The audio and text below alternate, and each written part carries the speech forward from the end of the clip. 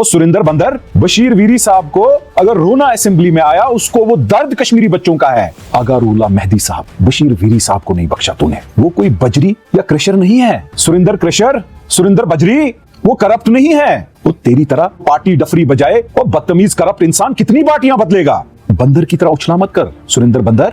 आज अवाम ये देख रही है कौन सच के साथ है, कौन उनके दर्द को समझता है और कौन सिर्फ कुर्सी के लिए रंग बदलता रहता है। यहां भी आया था एक दिन कहीं श्रीनगर में, छानपुरा के इलाके में, और R&B के चीफ इंजीनियर को बोल रहा था कि सिटी रोड्स के एग्जाम को नाजायज तरीके से सस्पेंड करो। करके क्या उखाड़ लिया तूने? पहले तो एम्बैरेसमेंट तेरे लिए, तुझे ये नहीं पता city roads housing and urban development के अंदर है और R&B के रोड्स अलग हैं। कश्मीरियों को सिखाने मत चल, तमीज सिखाना अब हमारा फर्ज है तुझे।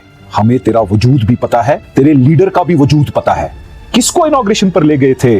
पूछना जरा उमर अब्दुल्ला साहब को। बादमवारी उनकी बहन की बेटी है और उनकी बहन का रिश्ता किसके साथ है? क्या वो मुसलमान है? क्या वो यहूद नसारा है? कोलिन की बात कर रहा हूं, मुंह मत खुलवाओ। फिर कहते हो ना कि ये पर्सनल चला जाता है, लेकिन मुझे बताओ क्या रहनुमा के बारे में जिसको लोगों ने चुना, क्या हम उसकी जाती जिंदगी ना देखे? जो जाती जिंदगी में रंग रलियां मना रहा हो दूसरों के मजहबों के साथ, हम 100% मुस्लिम मेजॉरिटी रीजन उसको बर्दाश्त करें?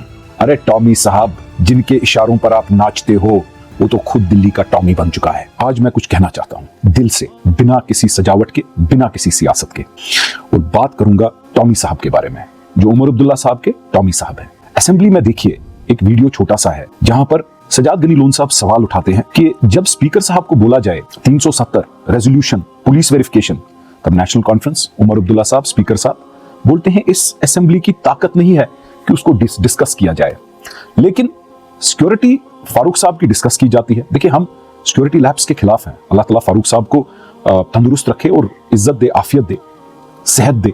लेकिन अगर आप पुलिस वेरिफिकेशंस जो हमारे बच्चों के मुस्तकबिल को खा रही है, या 370 आप डिस्कस नहीं करना चाहते, तो सिक्योरिटी कैसे डिस्कस हो रही है?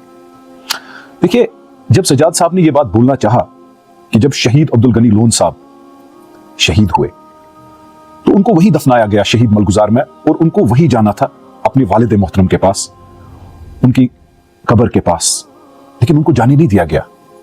एक फारूक साहब सीएम थे, तब बोला कि शहीद अब्दुल गनी लोन साहब सेपरेटिज्म की सियासत करते हैं, हुर्रियत की सियासत करते हैं, तो उसको सिक्योरिटी ना दी जाए। ये तो बाज़ाबिता एजेंसियों का रिपोर्ट है कि इन्होंने डिनाई किया गया, और वहां बाज़ाबिता रिपोर्ट था कि इनको मार दिया जाएगा, तो सिक्योरिटी नहीं दी। अल्लाह के पास जवाब देना होगा, और मैं झूठ नहीं बोलूंगा। मेरे पास जो भी मैं बोल रहा हूं, मैं अपनी कब्र खराब नहीं करूंगा। मैं ये बाज़ाबिता कुछ इल्म हासिल करके, कोई क्लासिफाइड डॉक्यूमेंट्स देखकर बोल रहा हूं, और जिम्मेदार शख्सियतों ने मुझे ये बोला है। उसके बाद जब सजाद साहब ने बोला मेरे वालिद मोहतरम शहीद हो गए, मुझे वहां शहीद मलगुजार ईदगाह जाना होगा, तब के डिविजनल कमिश्नर परवेज दीवान साहब वहां गए। सजाद साहब को बोला हम आपको सिक्योरिटी नहीं दे सकते हैं, जबकि यह भी बोला था कि सजाद साहब को भी अब मार दिया जाएगा। देखिए कल जब ये बात चली, सजाद साहब ने बोला ठीक है फारूक साहब पर हमला हुआ, हम इसको कंडेम करते हैं, और ताहे दिल से अल्लाह गवाह कंडेम करते हैं, क्योंकि हम इस चीज के साथ नहीं है। मगर ये खून की होली यहां नेशनल कॉन्फ्रेंस ने खेली है। शहीद मीरवाइज साहब, मीरवाइज फारूक साहब के खिलाफ भी एक इनपुट था। क्या हुआ? तब दूसरी पार्टी के जो होम मिनिस्टर या PDP वाले थे, उन्होंने ज्यादती की। शहीद अब्दुल गनी लोन साहब के वक्त फारूक साहब ने ज्यादती की। अब मुझे एक बात बताइए, 200-300 गाड़ियां अभी उमर साहब और फारूक साहब के आगे पीछे घूमती हैं, 200-300 लोग इनके आगे पीछे घूमते हैं, जो डिटेल पुलिस डिपार्टमेंट ने जारी की थी।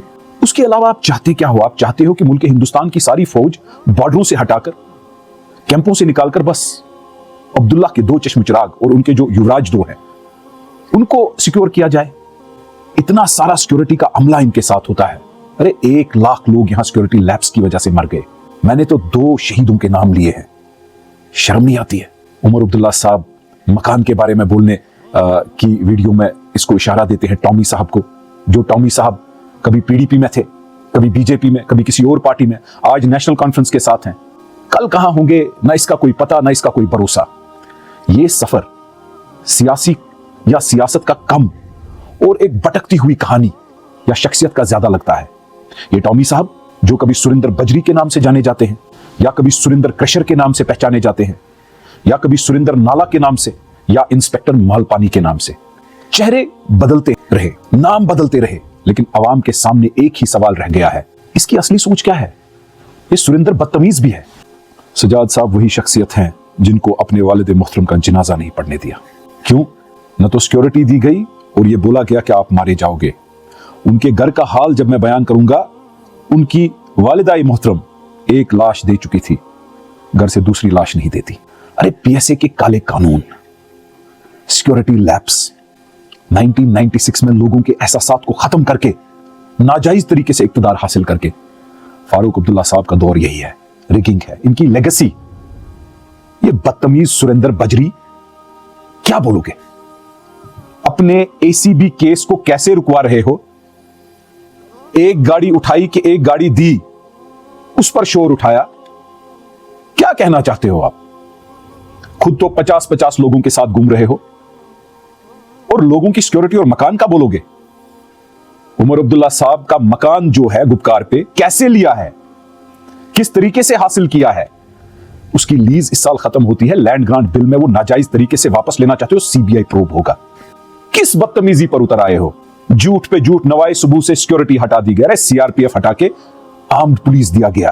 क्या चाहते हो? ये जो सिक्योरिटी अपैरेटस से खेलकर लोगों को मरवाते थे ये नेशनल कॉन्फ्रेंस और अब्दुल्ला खानदान, आपके हाथ में नहीं रहा। मैं बीजेपी या एलजी को डिफेंड नहीं कर रहा हूं, लेकिन वो तो बच्चे हैं इस खेल में, अभी उन बच्चों को तो आपने सिखाया है और हमें पता है आपकी पार्टनरशिप मजबूत उनके साथ है, आपके रिश्ते उनके साथ है। क्या बात कर रहे हो सुरेंद्र क्रशर?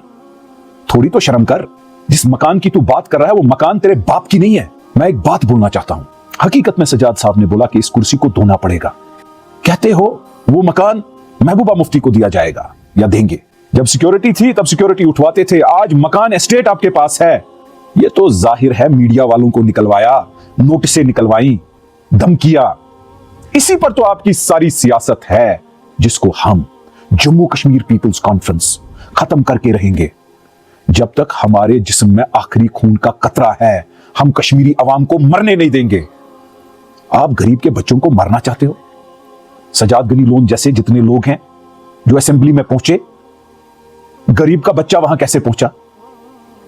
इस सोच को हम बदलने आए हैं।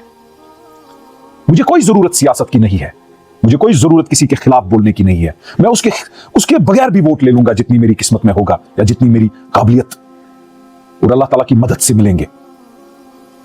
लेकिन एक बात कान खोल कर सुन लो, आप सिक्योरिटी को लेकर, मेरी सिक्योरिटी हटवाई गई, पीडीपी वाले और आप मिलकर शिकायतें करने लगे कि जमात इस्लामी का जो बैक वो जेडीएफ है उनके साथ अलायंस क्यों की। फिर क्या हुआ? मैं तो नहीं रोया, सजाद गनी लोन साहब तो नहीं रोए, हकीम यासीन साहब तो नहीं रोए। आज अवाम देख रही है। आप बेचारा बनने की कोशिश कर रहे हो, पहले टोपी फिर गेट आउट। अरे टॉमी साहब, जिनके इशारों पर आप नाचते हो वो तो खुद दिल्ली का टॉमी बन चुका है। आज अवाम ये देख रही है कौन सच के साथ है, कौन उनके दर्द को समझता है और कौन सिर्फ कुर्सी के लिए रंग बदलता रहता है, पहले बीजेपी के खिलाफ और फिर बीजेपी के साथ। सियासत अगर सिर्फ जगह बदलने का नाम रह जाए तो फिर उसमें रूह नहीं बची, और बिना रूह के सियासत सिर्फ एक खोखला सा दिखावा रह जाता है। सुरेंद्र क्रशर, बदतमीज इंसान, मैं तुझे पहले भी बदतमीज बोल चुका हूं और आज भी। कितने इंजीनियरों को लूट लेगा, गवाही जब देनी होगी कोर्ट में दिलवाऊंगा। एसीबी हुआ ना, किन दरवाजों को चाट रहा है, किनको फोन घुमा रहा है, किनको मैसेज कर रहा है, सबूत चाहिए, पूछ के देख।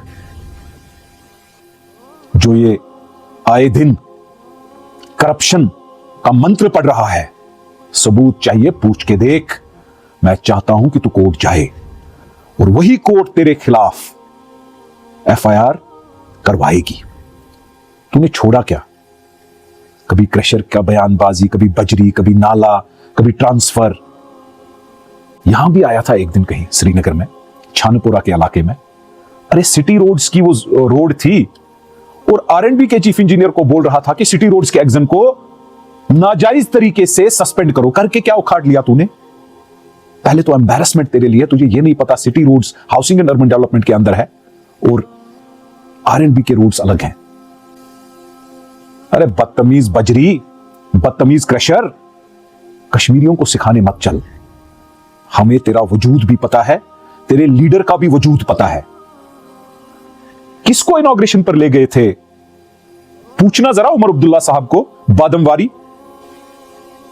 उनकी बहन की बेटी है, और उनकी बहन का रिश्ता किसके साथ है? क्या वो मुसलमान है? क्या वो यहूदी नसारा है?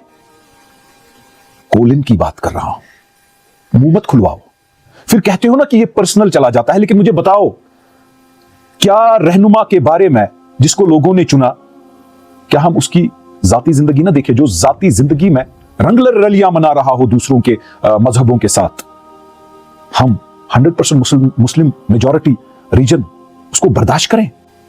अरे मुझ जैसे, सजाद गनी लोन साहब जैसे बहुत सारे अभी जिंदा जमीर बचे हैं यहां कश्मीर में। अगर बात करने पर आए ना इस चीज पर, और करूंगा, ये मेरी बात याद रखना सुरिंदर क्रशर, ये तेरी वजह से अब उमर अब्दुल्ला साहब का जाती खुलासा होगा, सारा होगा, और उसकी वजह तू होगा। एक के बारे में तो पीछे बोला था, सजाद गली लोन साहब के आगे गिड़गिड़ाया, तो मैंने कहा ठीक है, मेरा भी भाई है, लेकिन एक बात कान खोल कर सुन ले, बदतमीजी हम बर्दाश्त नहीं करेंगे, और तुझ जैसे बदतमीज को हमें तमीज सिखानी भी आती है। और ये जो तू पार्टियां बदलाता है ना आए दिन, कभी कोई, बंदर की तरह उछला मत कर सुरिंदर बंदर, बदतमीजी से बाज आजा। और मैं एक बात बोलने तुझे निकला हूं, कान खोल कर सुन ले, तमीज सिखाना अब हमारा फर्ज है तुझे। बदतमीज सुरिंदर क्रशर, मेरी बात सुन ले, तू तो अपने पार्टी कुलीग्स आगा रूला मेहदी साहब, बशीर वीरी साहब को नहीं बख्शा तूने। वो कोई बजरी या क्रशर नहीं है। ओ सुरिंदर बदतमीज, सुरिंदर क्रशर, सुरिंदर बजरी, वो करप्ट नहीं है। बशीर वीरी साहब को अगर रोना असेंबली में आया, उसको वो दर्द कश्मीरी बच्चों का है। वो तेरी तरह जो डफरी बजाए, जो पार्टी डफरी बजाए, वो बंदर की तरह नाचने निकला। ओ सुरिंदर बंदर, ये नाचना बंद कर दे। कितनी पार्टियां बदलेगा? ओ बदतमीज करप्ट इंसान, कितनी पार्टियां बदलेगा? मगर शर्म तुझको आती नहीं।